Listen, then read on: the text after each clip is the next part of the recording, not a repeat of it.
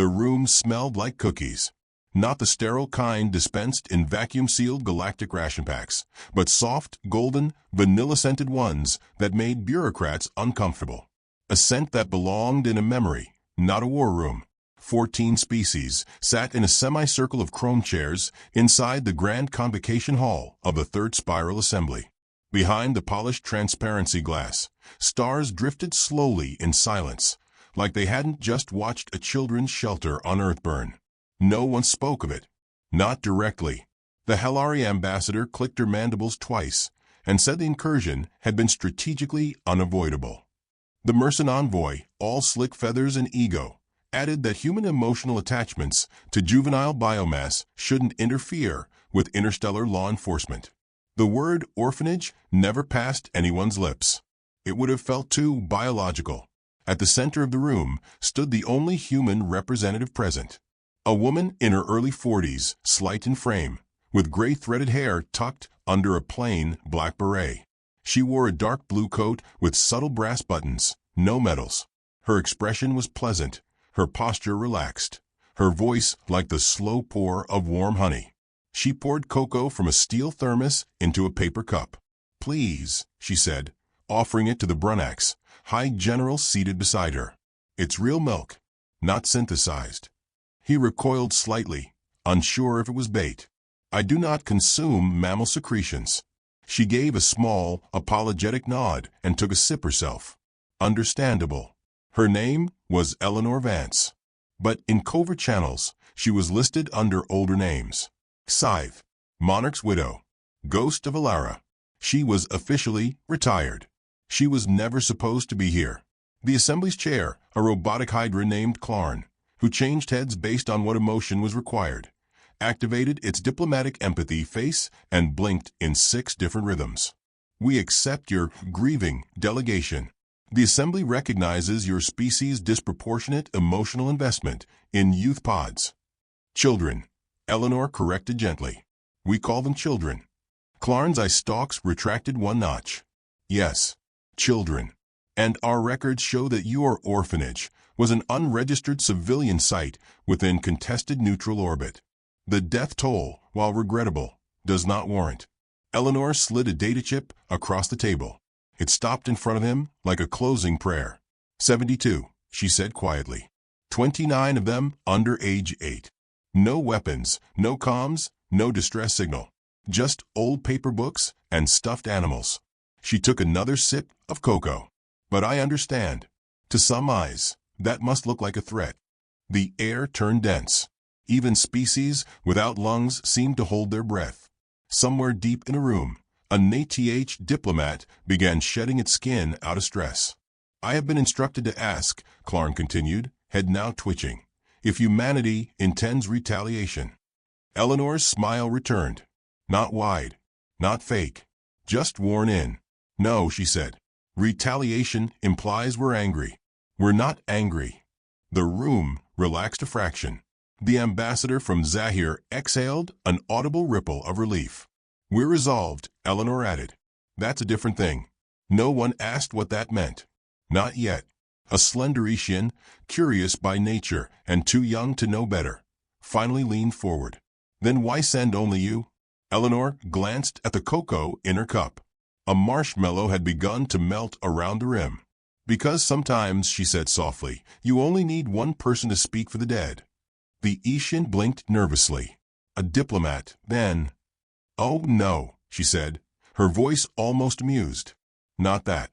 She stood slowly and opened a thin leather folder. Inside were only 2 things, a printed photo folded at the corners and a black wax seal on parchment. She turned the photo around for the room to see. It was grainy, analog, real.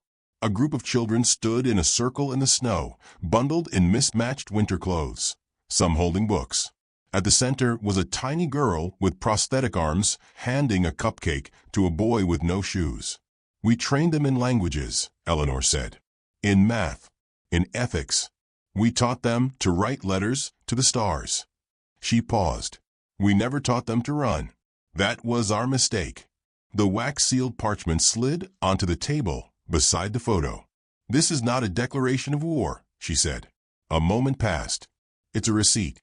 The silence in the room cracked. The Hellari ambassador hissed. A receipt for what exactly? Eleanor's eyes, warm and terrible, drifted up to meet hers. For services rendered. A soft tremble passed through the hull of the assembly as a signal pinged the council chamber from orbit. A ship had exited faster than light travel. It bore no standard galactic markings. Just a hand-drawn sigil on the hull, a teddy bear wrapped in barbed wire. Clarn's head rotated to its urgency face. We detect an unauthorized vessel. She's early, Eleanor murmured, as if embarrassed. Sorry, she doesn't do fashionable entrances. The Mercen ambassador sneered. You sent a woman? Eleanor's gaze settled on him gently. She's not a woman. She's a mother. Biological relation? No. She lost her own child, then asked to raise the ones you just killed. Is she dangerous? Eleanor considered that, then smiled. She has 9,000 confirmed kills. She also bakes gingerbread from scratch and teaches bedtime stories in Braille. We call her Commander Sable. You'll find her polite. The Hellari ambassador stood, its hind legs clacking. Is this some kind of Earth intimidation ritual? Eleanor exhaled through her nose, almost laughing. No, this is Earth being restrained. Clarn's emergency had returned. If she attacks. She won't, Eleanor said. Clarn paused. She won't need to. Across the table, the youngest alien among them, the Ishian who had spoken before, lifted the photograph with reverent fingers. Its eyes scanned the edges of the image. Slowly, its lipless mouth formed the question no one else dared speak. Why a receipt? Eleanor walked to the window. Outside, the stars glinted without concern. Her reflection hovered faintly in the glass, a woman who smiled like someone who had been smiling for far too long. Because, she said, this wasn't a provocation. It was a purchase. You bought something the day you touched that orphanage. She turned. And now you're going to find out what it costs. Far below them, Commander Sable's ship flickered on their screens, and off again. No explosion. No signal loss. Just gone. Someone gasped. Eleanor tilted her head thoughtfully. She's inside the network already, isn't she? I warned her not to be so dramatic. Clarn's systems lit up with security pings. One by one, dignitaries' private files began disappearing from their tablets. Translations corrupted. Surveillance loops reversed. A single sound echoed from the central comms hub. A lullaby, in English, being sung by a woman with a voice like sorrow on a rocking chair. Make it stop, the Hellari shrieked. Eleanor sipped her cocoa. She only sings that, she said gently, when she's beginning the end. And with that, she turned back to the stars, watching them like an old promise returned. Behind her, across 14 species, no one moved. No one breathed. And deep in their minds, alien, ancient, logical, one terrifying realization began to bloom. They didn't know what kind of humans they'd just woken. But Earth had sent a mother, and she'd brought the bill. There were no windows on the ship, not even false ones. It drifted silently through war-broken starfields and radiation scars left by civilizations that had learned, too late, how loud their pride echoed. The vessel was black, not in color, but in principle. It drank light. It was unlisted, unregistered, unknown. The kind of ship the galaxy liked to pretend didn't exist, until it had already passed through your bones. Commander Sable sat alone in its single chair, lacing up her boots with calm, practiced fingers. Every movement was ritual. Tighten, tuck, fold. Not for presentation. No one was watching. It was for the ghosts. She whispered their names under her breath as she worked. Every one of the 72. The smallest had only ever spoken 3 words in her life. One of them was please. Sable had repeated that one twice. Her uniform was stitched by hand, not regulation. Ink black, high-collared, double-belted. At her hip rested a holster. Empty. She hadn't carried a weapon in years. Didn't need one. The ship knew her. The air obeyed her. Her voice was the only clearance the systems required. Tea, she said quietly. A cup descended from the ceiling on a mechanical arm with the hum of something ancient, pretending to be polite. Steam curled, from the porcelain lip. She sipped. Peppermint. Earth-grown. One of the last gifts from the orphanage. The chair reclined at her command, not by button or touch, but by tone, an old whisper, coded into the ship's marrow. She had bled into the circuitry once to bind it. The vessel was alive now. It didn't speak. It listened. Status. A low feminine voice replied, both mechanical and maternal. Coordinates locked. Assembly orbit entered. No eyes on us. One anomalous ping. A Helari patrol vessel scanned us 3 minutes ago, but did not file a report. Sable smiled. Why not? Because we rewrote its memory and convinced the pilot she was dreaming of her childhood. She closed her eyes. Thank you. You're welcome, Mother. The title still burned. Not because it wasn't true, but because it had once been taken from her. She leaned her head back. The hum of the ship reminded her of lullabies. Her daughter had loved lullabies, sung to the others, even after the voice modulators had failed. Even with pain, even in smoke, the memory struck too clear and too fast. She gripped the armrest until the metal groaned. Focus. The console lit up with new traffic. Incoming ping from a merchant vessel of the Nojin Confederacy. Routine scan. Likely harmless. Likely, she thought, was a dangerous word. Let them see us, she instructed. Just long enough to wonder what they didn't. The ship complied. A brief flare. Then silence again. She sipped her tea, knowing the rumors had already begun. The humans had sent her. Not a fleet. Not a threat. A woman. Alone. But the right woman. Elsewhere on the Nojin ship, a crew member swore he had glimpsed an angel in carbon armor. Another said she smiled at him. Another said she didn't blink. All three deleted their sensor logs voluntarily. Inside the black ship, Sable walked to the meditation room. It was a small chamber of floor cushions and stitched tapestries from 8 Earth cultures. On the far wall hung a wooden plaque, carved with the fingerprints of the children. Their last craft before the fire. She touched each print. Each one buzzed faintly, implanted with old Earth tech, embedded with voice files. She tapped the smallest. A child's giggle played. Is it snack time yet, Commander? Her jaw clenched, then softened. No, she whispered. But soon. There was no vengeance in her tone. No heat. Just timing. Just precision.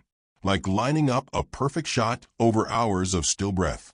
A gentle knock at the inner door startled nothing. The ship had no crew. The door opened on its own. A hologram shimmered into form beside her. It was a snake-bodied alien with soft lavender scales and ceremonial rings pierced into its eyes. The visage bowed deeply. Forgive the intrusion, the voice said with echoing courtesy. I am Envoy Thutav Kurish of the Galactic Psychological Observatory. You're not real, Sable said. Correct. I am a projection inserted by the Assembly under terms of Observation 19 Beta. My presence is non-invasive. I am permitted only to watch, not influence. And yet here you are, speaking. The hologram hesitated, glitched slightly. Speaking does not constitute influence unless you agree to remember what I say. She tilted her head. And if I don't, then this will vanish, like breath on a mirror. She considered, then waved her hand. Proceed. Kurish inclined its head. We have a question. Why did Earth send a woman? Alone? Without a fleet? Without anger? Sable walked past the projection to a small cabinet, opened it, took out a tin. Cookies. She offered one to the figure. Ginger snap. The projection stared blankly. No, she said, biting into it. Of course not. You wouldn't understand. We wish to. That's your first mistake. Kurish blinked with wide, serpentine calm. Please explain for the record. Sable wiped her fingers on a cloth. The record is already burning. I don't follow. You attacked our past, she said, walking slowly. We don't react to that with rage. We react by erasing futures. The projection began to flicker. That is a disproportionate response. That's Earth's specialty. Kurish tried another angle. Do you grieve them? Sable stopped at the center of the room. Look directly into the projection's eyes. No. Courage paused. I carry them, she said. They don't need my tears. They need results. Why not deploy a missile? Sable's eyes darkened. Because we wanted you to see it coming. The hologram dissolved. In the next room, lights dimmed. Her ship whispered gently, "You're near their core range." How long? 22 minutes. Good. Would you like to initiate comms with the assembly? No, she said. Let them sweat. I'll arrive when I smell fear. She walked back to the bridge, boots echoing in the silence. She passed the kitchen, the bunk room, the greenhouse, all perfectly kept, though no one else would ever sleep or grow or laugh here again. The air tightened. One of the side panels opened with a hiss. Inside was a vault. She reached into it and removed a small music box. It was old, wound by hand, carved with flowers and initials. She set it on the console, wound it, let it play. The notes floated like dust motes through the command deck, echoing down hallways that no longer held breath. The melody had no name, but to Sable it was simply Tuesday afternoon after story time, when everything still felt like it might last forever. The stars ahead glittered brighter now. The assembly station loomed in the distance, surrounded by 1,000 diplomatic ships, none of them armed, none of them prepared. She placed the music box beside her. Saturday, straightened her coat, took another sip of peppermint tea. Then, without raising her voice, begin the countdown. Her ship obeyed. And somewhere in the shadow between stars, the ghost smiled. They met her at Dock 0. Not Dock 1, which would have been ceremonial, or Dock 4, which boasted the most security.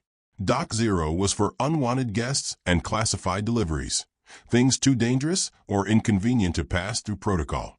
Commander Sable arrived without a ceremony, without escort. She stepped from the black vessel alone, carrying nothing but a thermos and a tin of cookies. The air in the corridor shifted as she walked. 24 species, each in their own ceremonial dress, had been summoned to observe her arrival. They'd been told to maintain posture, dignity, galactic composure. Sable nodded to each of them, as if recognizing old neighbors at a church picnic. Lovely hall, she said to no one in particular, glancing at the architecture. Smells like cold metal and unasked forgiveness. She walked like someone who'd already read the ending of a book and had chosen not to spoil it. An Androsian elite guard stepped forward, all gleaming armor and ceremonial blade. You will be escorted. Walk behind me, she said. Not a demand, not even a suggestion, just a tone the body obeyed. He did. The elevator at the end of the corridor opened with a soft sound of defeat. It was silent inside. No music, no camera, no sense of time, just her. The council chamber was already full. They had gathered early, all 14 governing species and their advisors, eager to read her posture, her scent, her silence. They hadn't expected her to wear mourning black. They hadn't expected her to smile. Eleanor was already seated, sipping cocoa. You're late, she said gently. Sable nodded, stopped to watch the sunrise on Ganymede. The council remained quiet. A few flickers of telepathic language flicked across the air, thick with mistranslation and caution. Clarn, rotating between heads, finally settled on its neutral indifference face. You may speak. Sable stepped forward. I will not. Confusion swept the chamber like static. I did not come to speak, she continued. I came to witness. The room rippled. The matter before the council, the Zarner magistrate hissed, concerns a human military response to what has been legally categorized as a strategic neutralization of an unregistered Earth-based facility. Sable opened the tin, offered it to him. Cookie. He recoiled. Are you mocking this assembly? No, she said, selecting one for herself. I'm human. We feed our grief. A young Evan dignitary spoke hesitantly. Your species has not formally declared war. No, she said. We never said war. You said accident. We're just here to clean up. One of the older Cattell elders tapped his claws gently on the table. You are a single woman. Yes. You were sent alone. Yes. Do you believe you are a match for the assembly? I believe, Sable said softly, that the assembly will not survive the next hour. No one laughed. No one blinked. An aide whispered something in Clarn's ear canal. We are detecting massive comms disruption across outer frequencies. Several of our ships have gone dark. Explain. I'm not your IT department, she said, brushing crumbs from her lap. But, if I had to guess, I'd say your systems have been busy dreaming of fire. More whispers. A shriek in a forgotten dialect. Eleanor stood now, slowly. You don't understand, she said. We didn't send her because we're angry. We sent her because you took something from her and assumed she would break. She will, the Helari ambassador snapped. No, Eleanor said, smiling gently. She already did. What you're looking at is what was left behind. Clarn's voice shook, trembled between synthetic and organic distortion. This is madness. No, Sable said. Madness would have brought a bomb. The console on the wall exploded into static. A single feed appeared. It was a hallway, dim, narrow, familiar. The orphanage. The footage rolled backward, restored from systems long thawed ash, and began to play. Children reading, laughing. One boy in a wheelchair racing a girl missing both hands. Another helping tie a scarf around a head with no hair. They were alive. Whole. Sable didn't look at the screen. She had lived it already. Then the static returned. Then stillness. The council chamber was soundless. What do you want? The merchant asked. What is your demand? Sable glanced down at the tin, selecting a second cookie. There's no demand, she said. This isn't a negotiation. This is a burial. That's an act of war, the Helari screamed. No, Eleanor said, stepping beside her. It's an act of remembering. Behind them, a hidden door hissed open. 2 children entered, escorted silently by unarmed human aides. One wore a neck brace. The other walked with a limp and a stare too old for her body. Survivors, Sable said, without turning. They'll speak now. The girl stepped forward. Her voice was hoarse, slow. You called us biomass, she said. But we built that shelter with our hands. We wrote poems. We raised rabbits. We learned 12 languages. We memorized the stars. She pointed at the merchant. You burned us because we looked harmless. The boy coughed. Blood on his sleeve. Still, he stood straight. I asked my friend why they'd shoot us, he said. She said maybe we were too small to be seen. No one interrupted. The children left as silently as they came. Eleanor picked up the thermos and poured another cup. Sable handed it to the Cattell elder. He took it with trembling claws. I remember your kind, he whispered. You are not what we thought. No, she said. We never were. Another console blinked red. One of the outer moons had gone dark. Explain that, the Zarner shouted. Sable tilted her head. Do you remember a child named Willa? No response. She was 7, Sable said. She liked fireflies and hated thunder. She also embedded a command key into your moon's orbital core last year. You thought it was a data glitch. It wasn't. Panic bloomed. Eleanor took her seat again. Clarn's head spun violently. We will not be blackmailed. You aren't, Sable said. You're being erased. We'll retaliate, someone muttered. Sable looked around. With what? No answer. She knelt on the floor, laid the cookie tin down, and placed her palm to the stone tile. The ship, her ship, far above the chamber, felt her call. A faint hum stirred the room. A vibration, like lullabies in reverse. Then quiet again. She stood. You taught us something, you know, she said. When you burned that place.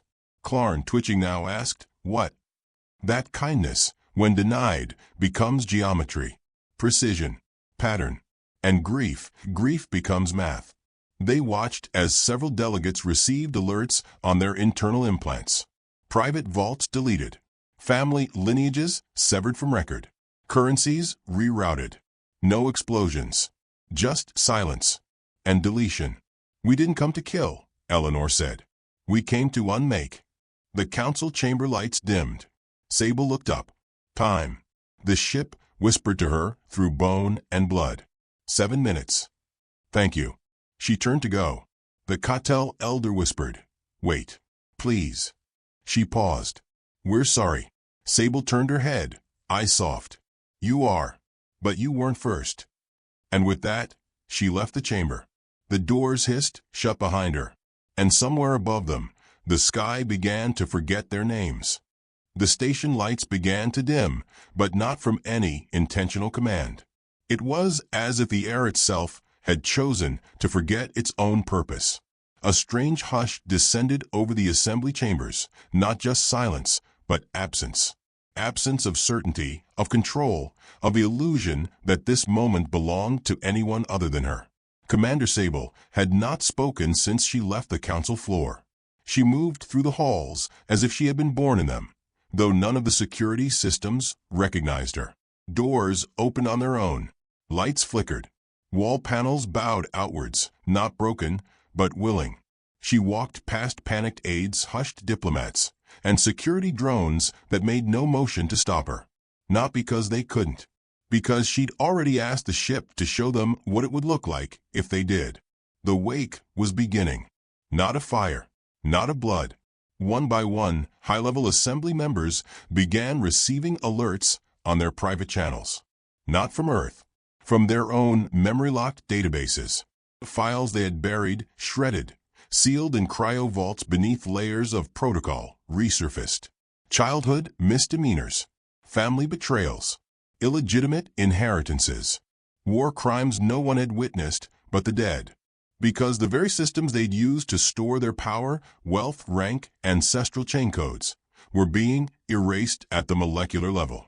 Not jammed, not hacked, erased, as if the data had never existed. Even backup storage cores, those buried in flesh space archives across star clusters, were reporting the same thing. Eleanor remained in the chamber, her fingers wrapped around her thermos, watching the room collapse without ever raising her voice. "This wasn't vengeance," she murmured to the trembling Brunax chancellor beside her.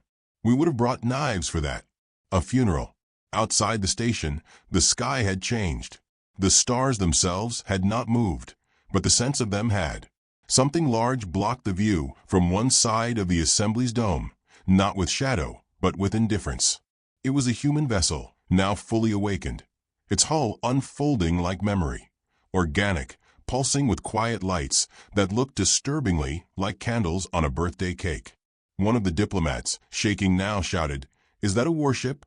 "No," came Sable's voice, amplified now by every audio channel in the chamber, across all frequencies, languages, and species. "It's a cradle." Her voice was steady, unhurried, like bedtime storytelling. "We built it to carry the best of us, our cultures, our art, our children. But we always knew someone would force us to use it for something else. You didn't just burn down an orphanage. You struck the only part of Earth we all agreed was sacred." She walked slowly into the main hall again. Her presence now filled the air like the moment before a lightning strike. One could almost smell ozone, though there was none. She looked at each delegate in turn, not with contempt, but with tragic familiarity. "You know why the stars fear us?" she asked gently. No one replied. "It's not because we're violent. We are, but so are you." She stepped closer. "It's not because we're smarter. We're not. Not really. We just remember things longer than you do." One of the Zarner reached toward a comms panel. It sparked. "Died. We remember everything. Every betrayal. Every child who coughed in winter. Every mother who wept with nothing to bury. We remember and we plan." The same melody the children had hummed as they cleaned up after dinner. It played now through the intercom, as if the station itself were being rocked to sleep. The Cattell elder began to cry. Not loudly, just a single, thin stream of tears, staining the fur beneath his eyes. "You must stop this," he whispered. "There will be retaliation. There will be something." Sable looked at him and tilted her head. "That's the problem with you," she said softly. "You always assume there will be something left to do." Behind her, the doors opened again, and the children entered. Not two, dozens. Some in wheelchairs, some missing limbs, some clinging to faded books and blankets and one another. All silent, all watching, These, Sable said, without turning, are not survivors. They are witnesses. They will remember who stayed silent, who shrugged, who called them biomass. The Helari delegate stood in fury. You cannot parade them like tools. They're not tools, Sable said, quiet and steel. They're proof. The children sat in the middle of the chamber, forming a silent circle, facing outward. The light dimmed again, not flickering, fading. And then, finally, she reached into her coat and pulled out a small cube. Non-threatening, featureless. She placed it on the council table. This is a whisper, she said. A whisper, the Mercen delegate scoffed. Sable's eyes gleamed. Yes. A data construct that only speaks when the right name is said. Whose name? He demanded. Any of yours. The room stiffened. Speak it, and it tells your people what you did, she explained. What you buried. Who you sold. Who you left behind to burn. No one reached for it. Of course, she continued, you could destroy it. Or try. Try, the Zarner said weakly. Sable smiled again. But you already did. 3 times. And here we are. She took one step back. The only way to stop the whisper, she said, is to say the truth first. A silence thicker than vacuum swallowed the room. You can lie and rebuild, she said. But your worlds will know. The Catel elder bowed his head. One by one, the children began to hum. The lullaby again. No weapons were drawn. No blood was spilled. But one by one, the delegates began to fall, not in death, but in undoing. The Brunax High General lost his command authorization. The Zarner found his entire family registry removed from every galactic system. The Helari ambassador's voice was reclassified as a non-native signal, triggering her own people's deportation protocols. Nothing physical, just consequences. Sable looked at them all and said the final truth. This is how we fight now. Not with bullets, but with memory, and music, and mothers. She turned to Eleanor. We're finished here. Eleanor nodded. And then, quietly, so gently it might have been mistaken for a farewell, Sable whispered to the whisper. A single name. The cube blinked. A hologram rose. The image of a Helari ambassador, in a dark corridor, screaming at 2 children in a language not used in official diplomacy. A raised claw, a flash of light, then silence. The image froze. Gasps broke from the gallery above. Live delegates, observers, Holonet reporters. Sable stepped back. It will keep playing, she said. Across every channel, every species, every school. Eleanor looked down at her cocoa. Still warm. They won't come for us, she murmured. No, Sable said. They'll come for themselves. The assembly didn't disband that day. It simply stopped being believed. And belief, as it turned out, was the only thing it had ever truly ruled with. Sable walked the children back to the ship. None of them spoke. Not until they passed the last checkpoint, when the smallest girl looked up at her. What happens now? She whispered. Sable paused, then knelt beside her. Now, she said, we tell better stories. And behind them, the station lights went out. Not broken, just unnecessary.